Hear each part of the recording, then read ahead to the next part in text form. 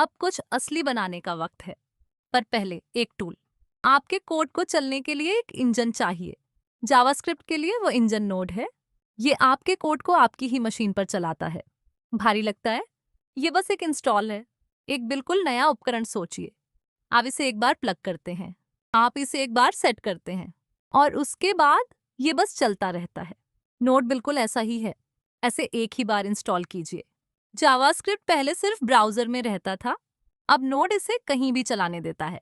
उपकरण की तरह आप इसे एक बार इंस्टॉल करते हैं, आप इसे प्लग करते हैं और ये बस चलता है। फिर ये तैयार रहता है जब भी आपको जरूरत हो। नोड.js आपकी मशीन पर जावास्क्रिप्ट चलाता है। इसे चेक करने के लिए आप एक कमांड इस्तेमाल करेंगे। आप नोड टाइप करते हैं, फिर वर्जन फ्लैग। नोड एक खुद रन टाइम है। डबल डैश वर्जन पूछता है कौन सा। V20 जैसा नंबर मतलब आप तैयार हैं। नोड इंजन है, वर्जन चेक है और V20 कहता है आप तैयार हैं। तो ये इतना क्यों मायने रखता है?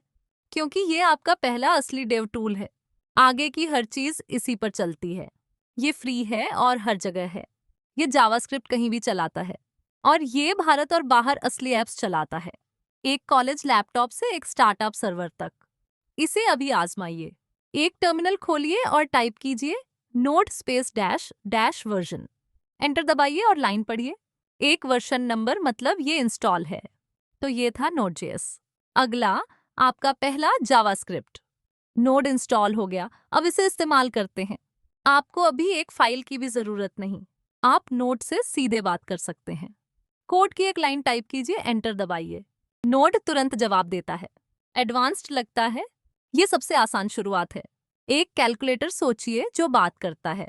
आप एक सवाल टाइप करते हैं, आप एंटर दबाते हैं और ये तुरंत जवाब देता है। यही है लाइव नोड प्रॉम्प्ट। ऐसे रीपीएल कहते हैं। एक आइडिया टेस्ट करने के लिए आपको फाइल नहीं चाहिए, बस एक लाइन टाइप कीजिए और नोड जवाब देता है।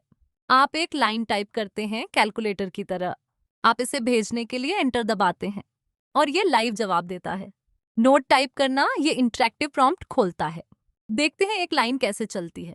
नोड चैट शुरू करता है, फिर हर लाइन जो आप टाइप करते हैं लाइव चलती है। 2 + 2 बन जाता है 4। आप पूछते हैं, ये जवाब देता है तुरंत। नोडे इसे खोलता है। 2 + 2 आपका सवाल है, 4 इसका जवाब है। इस लाइव मोड की क्या जरूरत? क्योंकि आप कोई भी आइडिया तेजी से टेस्ट कर सकते हैं। कोई फाइल नहीं, कोई सेटअप नहीं, कोई इंतजार नहीं।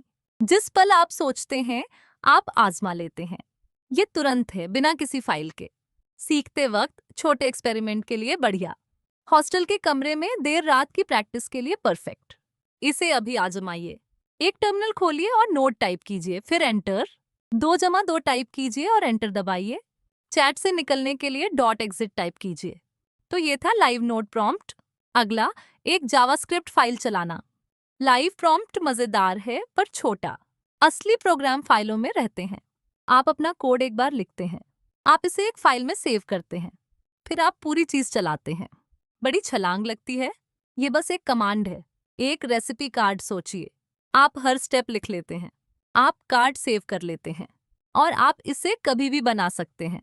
एक कोड फाइल ऐसे ही काम करती है। एक बार लिखिए, बार बार चलाइए। लाइव चैट बंद करते ही सब भूल जाती है।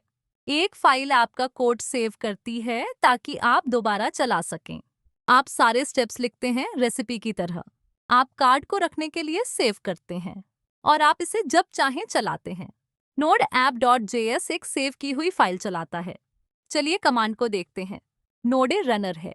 app.js आपकी सेव की हुई फाइल है। ये ऊपर से नीचे तक चलती है। आपको स्क्रीन पर आउटपुट मिलता है। नोडे रनर है।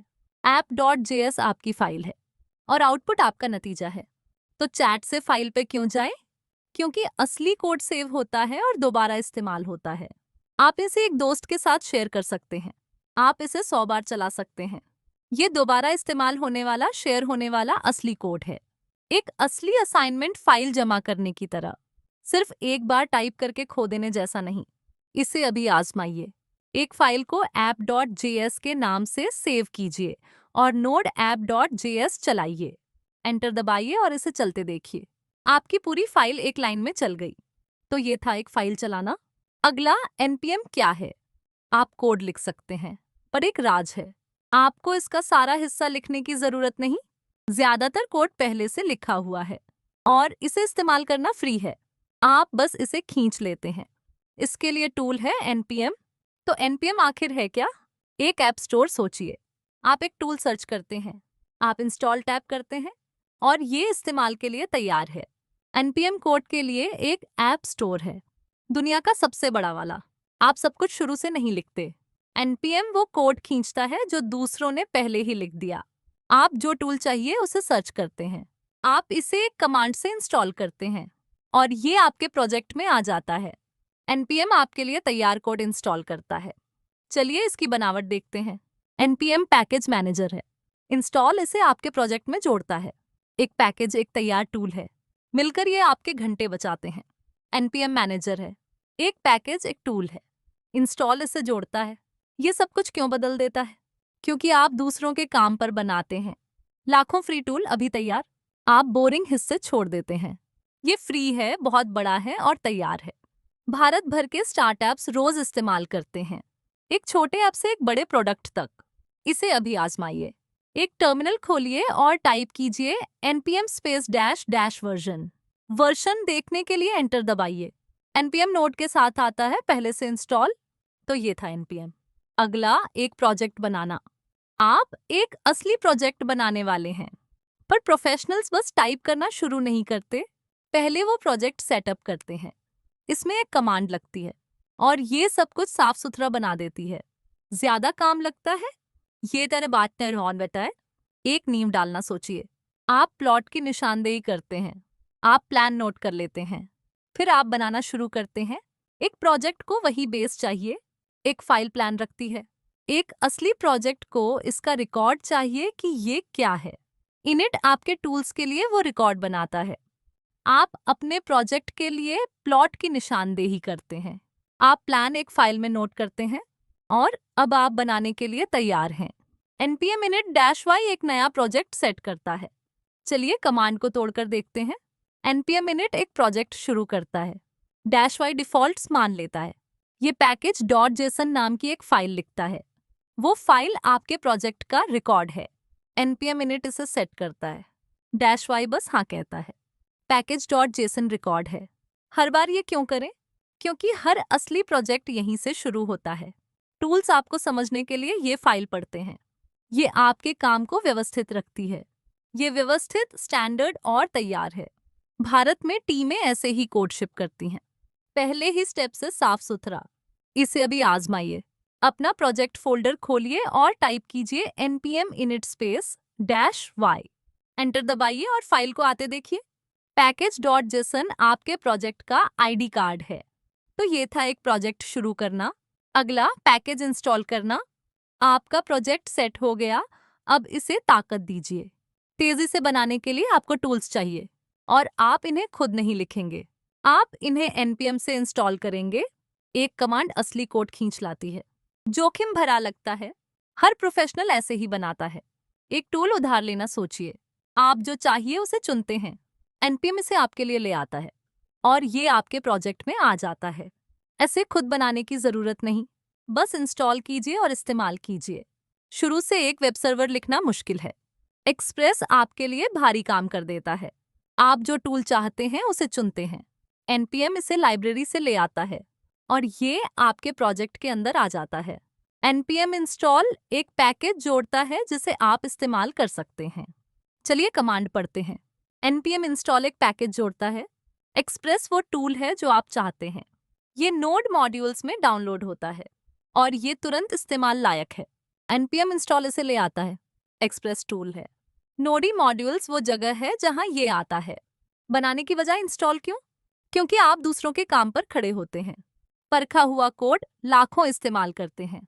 आप दिनों में शिप करते हैं, महीनों में नहीं। ये वक्त बचाता है और ये परखा हुआ है। भारतीय स्टार्टअप्स रोज पैकेज पर भरोसा करते हैं। जो पहले से चलता है उसे दोबारा क्यों बनाना?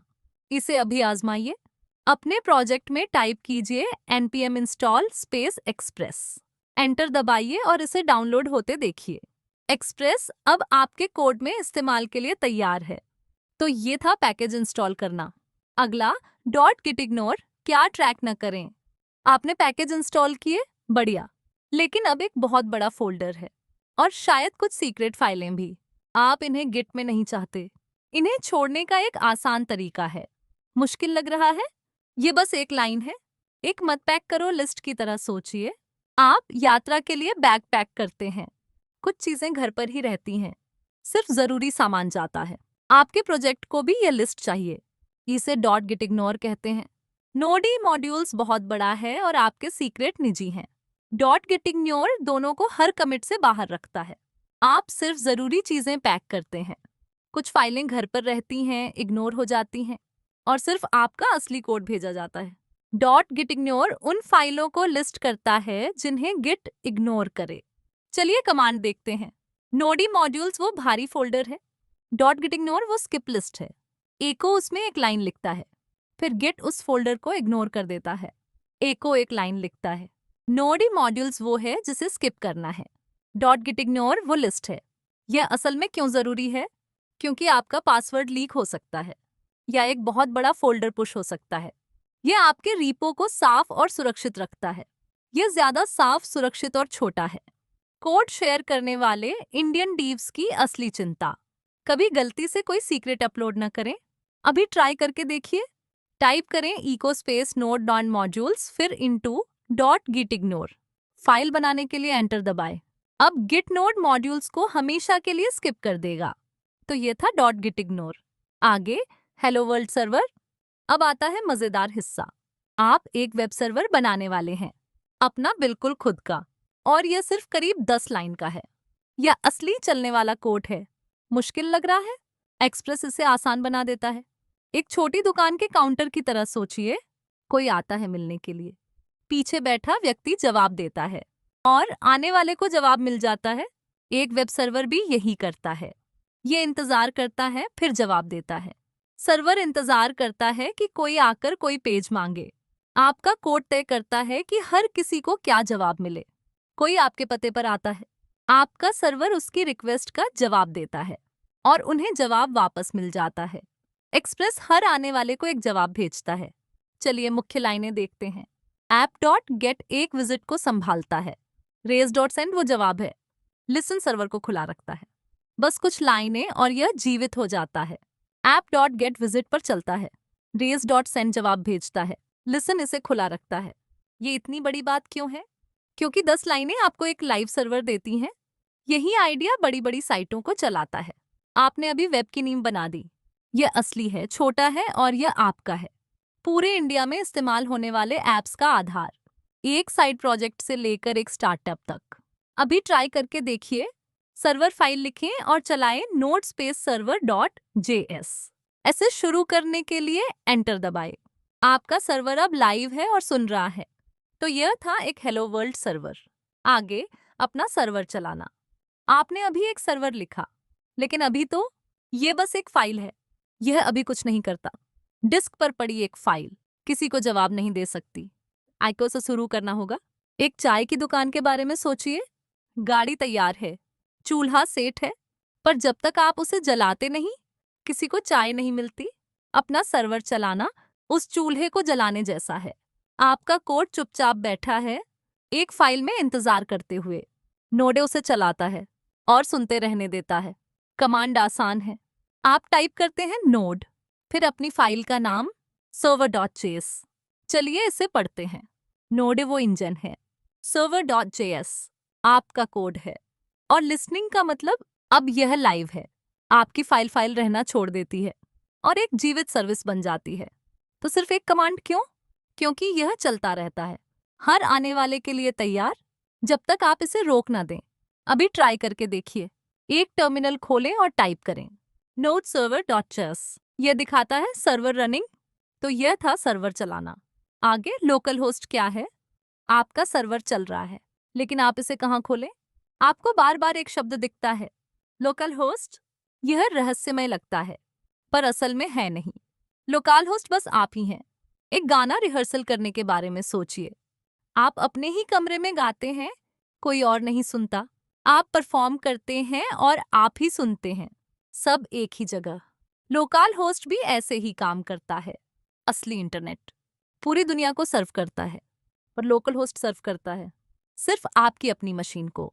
ये आपका कंप्यूटर है जो आपके लिए सर्वर बना हुआ है। आप इसे अक्सर लिखा देखेंगे लोकल होस्ट कोलोन 3000 के रूप में। चलिए इसे पढ़ते हैं। लोकल होस्ट ये मशीन है, कोलोन ट्रियादेन दरवाजे का नंबर है। उस दरवाजे से होकर आपका ब्राउजर आपके कोड तक पहुंचता है। एक ही कंप्यूटर दोनों छोर। तो यह क्यों जरूरी है? क्योंकि आप इसे टेस्ट कर सकते हैं निजी तौर पर अपनी स्क्रीन पर। दुनिया के देखने से पहले इंटरनेट की जरूरत नहीं। बेझिझक तोड़िए और फिर ट्राई कीजिए। अब भी ट्राई करके देखिए। अपना ब्राउजर खोलें और टाइप करें लोकल होस्ट कोलोन 3000। आपका पेज आपकी मशीन से लोड होता है। तो ये था लोकल होस्ट। आगे रूट्स जोड़ना। अब भी आपका सर्वर हर किसी को एक ही जवाब देता है, लेकिन असली साइटों के कई पेज होते हैं। एक होम पेज, एक अबाउट पेज। एक सर्वर दोनों कैसे करता है? एक बैंक के बारे में सोचिए, एक ही इमारत पर कई काउंटर। हर काउंटर एक खास काम करता है। सर्वर भी ऐसे ही काम करता है। एक सर्वर हर आने वाले को जवाब देता है, पर हर रूट एक पते को संभालता है। एक रूट तय करता है कि क्या भेजना है हर उस यूआरएल के लिए जो कोई मांगे। कोड में आइडिया ये है, अगर URL/about है तो अबाउट पेज भेजो। चलिए इसे पढ़ते हैं। /about वो पता है, सेंड अबाउट पेज वो जवाब है। आप हर पेज के लिए एक रूट लिखते हैं। /home के लिए, /about के लिए, /menu के लिए। तो परेशानी क्यों उठाएं? क्योंकि अब एक सर्वर पूरी वेबसाइट रख सकता है साफ आसान URL के साथ। अभी ट्राई करके देखिए। चलाएं node-server.js, फिर स्लैश और /about पर जाएं। हर पता अलग जवाब देता है। तो यह था रूट्स जोड़ना। आगे जेसन सर्व करना। अब तक आपका सर्वर पेज भेजता आया है, लेकिन सबसे बड़ी साइटें कुछ और करती हैं। वे रॉ डेटा भेजती हैं। उस डेटा को API कहते हैं और उसका फॉर्मेट है जेसन। खाना ऑर्डर करने के बारे में सोचिए। अब तक आप रहे हैं ग्राहक डेटा लाते हुए। आज आप इसे पलट देते हैं। आप किचन बन जाते हैं। पहले आपका ऐप दूसरों से डेटा लाता था। अब आपका अपना सर्वर अपना डेटा देता है। एक API रॉ डेटा भेजता है जेसन में किसी भी ऐप के इस्तेमाल के लिए। ये रही कोड की लाइन res.json, फिर आपका डेटा चाय 10 है। चलिए इसे पढ़ते हैं। res.json का मतलब डेटा के रूप में भेजो। अंदर के कर्ली ब्रेसेस वो पेलोड है। एक पेज इंसानों के लिए है, जेसन प्रोग्राम्स के लिए है। एक API मांगने पर मिलने वाला डेटा है। तो ये क्यों जरूरी है? क्योंकि अब आप डेटा के स्रोत हैं। कोई भी ऐप वो पढ़ सकता है जो आप सर्व करें। अभी ट्राई करके देखिए। अपना सर्वर चलाएं, फिर टाइप करें curl localhost/menu। साफ जेसॉन वापस आता है। तो यह था जेसॉन सर्व करना। आगे HTML सर्व करना। आपका सर्वर डेटा भेज सकता है, पर लोग जेसन नहीं पढ़ते, वे वेब पेज पढ़ते हैं। तो आप कैसे भेजें? एक असली पेज। आप HTML भेजते हैं, बाकी काम ब्राउजर कर देता है। एक पोस्टर के बारे में सोचिए। आप उसे डिजाइन और प्रिंट करते हैं, फिर उसे दीवार पर लगाते हैं सबके देखने के लिए। HTML सर्व करना बस यही है। JSON प्रोग्राम्स के पढ़ने के लिए है। HTML एक पेज है लोगों के देखने के लिए। आपका सर्वर HTML भेज सकता है और ब्राउजर उसे एक असली पेज में बदल देता है। यह रहा कोड res.send, फिर आपका HTML एक H1 हेडिंग हाई। चलिए इसे पढ़ते हैं। res.send का मतलब पेज भेजो। H1 टैग खुद HTML है। जेसन प्रोग्राम्स के लिए है, HTML लोगों के लिए है। ब्राउजर उसे रेंडर करता है। तो यह बड़ी बात क्यों है? क्योंकि आप पता टाइप करते हैं और वो सामने आ जाता है। आपका पहला खुद होस्ट किया पेज। अभी ट्राई करके देखिए। अपना सर्वर चलाएं, फिर खोलें अपने ब्राउजर में लोकल होस्ट। आपका पेज स्क्रीन पर दिखता है। तो यह था HTML सर्व करना। आगे रोकना और दोबारा शुरू करना। आपका सर्वर चल रहा है। अब आप कोड बदलते हैं, पर पेज वैसा ही दिखता है। क्यों? पुराना सर्वर अभी भी चल रहा है। आपको इसे दोबारा शुरू करना होगा। एक चूल्हे के बारे में सोचिए। कुछ नया पकाने के लिए आप पहले उसे बंद करते हैं, अपना बदलाव करते हैं, फिर उसे दोबारा जलाते हैं। सर्वर भी बिल्कुल ऐसा ही है। एक चलता हुआ सर्वर टर्मिनल को रोके रखता है। Ctrl+C उसे छोड़ता है ताकि आप चीजें बदल सकें। कंट्रोल सी सर्वर रोकता है। इसे दोबारा चलाएं अपने बदलाव देखने के लिए। यह रहा लूप। कंट्रोल सी रोकने के लिए, फिर नोड सर्वर डॉट जेएस दोबारा शुरू करने के लिए। चलिए इसे पढ़ते हैं। कंट्रोल सी इसे रोकता है। नोड सर्वर डॉट जेएस ऐसे दोबारा शुरू करता है। पहले आप कोड एडिट करते हैं, फिर कंट्रोल सी पुराने को रोकता है, फिर इसे नए सिरे से शुरू करें। यही है बनाने की लय। एडिट, रोको, दोबारा शुरू करो। यही चक्र हर डीव अपनाता है। अभी ट्राई करके देखिए। अपने सर्वर के चलते हुए ऐसे रोकने के लिए कंट्रोल सी दबाएं, फिर इसे दोबारा चलाएं। तो ये था रोकना और दोबारा शुरू करना। आगे लेवल 7 चैलेंज। आपने बहुत कुछ सीखा इस लेवल में। एक सर्वर चलाना, रूट्स, जेसन, HTML, रोकना और दोबारा शुरू करना। अब चलिए इन सबको जोड़ते हैं। ये है आपका चैलेंज। अपनी खुद की दुकान खोलने के बारे में सोचिए। हर वो हिस्सा जो आपने सीखा एक असली चीज में जुड़ जाता है। यही है आज का लक्ष्य। आपने सीखा है, हर हिस्सा अलग अलग। अब आप उन्हें जोड़ते हैं एक सर्वर में। आपका चैलेंज ये है, एक सर्वर रूट्स के साथ, जेसन के साथ और एक HTML पेज। ये रहा इसका ढांचा।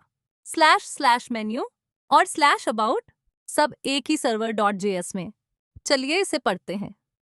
/मेन्यू जेसॉन सर्व करता है, /about HTML सर्व करता है। तीनों रूट्स बनाइए। एक होम पेज, डेटा के रूप में एक मेन्यू, HTML में एक अबाउट पेज। ये अब कोई डेमो नहीं रहा, ये है आपका पहला असली बैकएंड। अभी ट्राई करके देखिए। तीनों रूट्स लिखें, चलाएं node server dot JS and हर एक पर जाएं। तो ये था लेवल 7 पूरा। आगे क्लाउड कोड क्या है